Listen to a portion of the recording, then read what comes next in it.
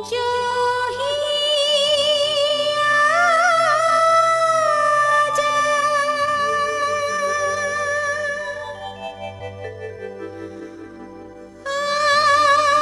आजा,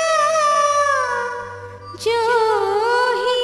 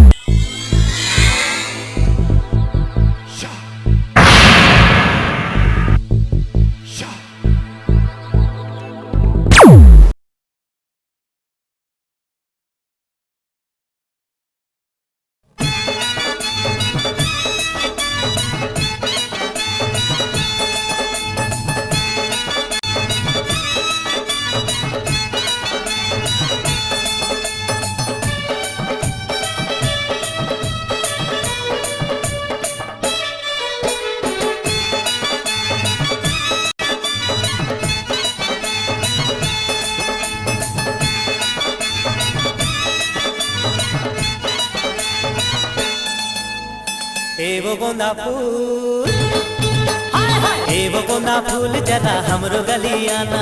ए वो गोंदा फूल जरा हमरो गली आना। हमरो गली हवा तोरे रूप के दीवाना। ए वो गोंदा फूल जरा हमरो गली आना। हमरो गली हवा तोरे रूप के दीवाना। खोपा पारे पाटी पारे रंग रंग के फैशन तोरी। खोपा पारे पाटी पारे रंग रंग के फैशन। कटकोटोरी देखे नहीं देखे तोर जैसन।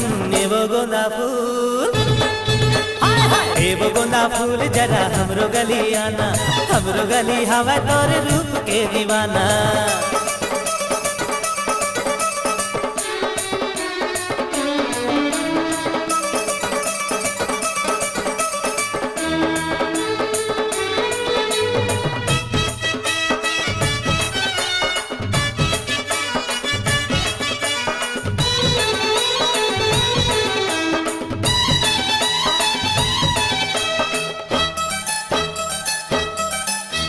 चंदा कस रूप पाए मिर्गिन कस चाल वो।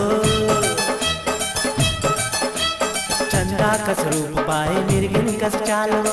पानी के मछली तोर गोरी है गाल वो। अंगन ले हाय अंगन ले टप के मोह चढ़े 16 साल वो। जेने तोला देखे ओकर हो गए बुरा हाल वो। ए वो गोंदा फूल, ए वो गोंदा फूल जरा हमरो गली आना। ए वो गोंदा फूल जरा हमरो गली आना। हमरो गली हवा तोर रूप के दीवाना।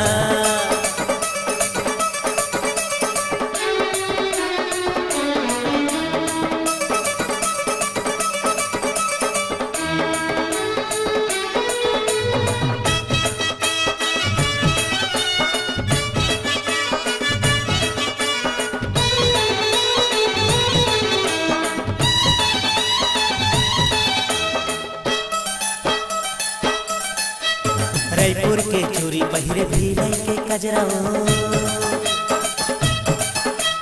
रायपुर के चूड़ी पहिरे भीलई के कजराओ। गजब के भवे टूरी बेनी के गजराओ। नागिन कस हाय नागिन कस, नागिन कस चुंदी तोर होठे माला लीवो। आजा मोर बैहा मझन दे गाली वो। ए वो गोंदा फूल, गोना फूल जरा हमरो गलियाना, एवो गोना फूल जरा हमरो गलियाना। हमरो गली हवे तोरे रूप के दीवाना, खोपा भारे पाटी भारे रंग रंग के फेसन तोरी, खोपा भारे पाटी भारे रंग रंग के फेसन। कटकोटूरी देखे नहीं देखे तोर जैसन, एवो गोना फूल, एवो गोना फूल जरा हमरो गलियाना। हमरो गली हवा तोरे रूप के दीवाना, एवो गोना फूल जरा हमरो गलियाना। हमरो गली हवा तोरे रूप के दीवाना।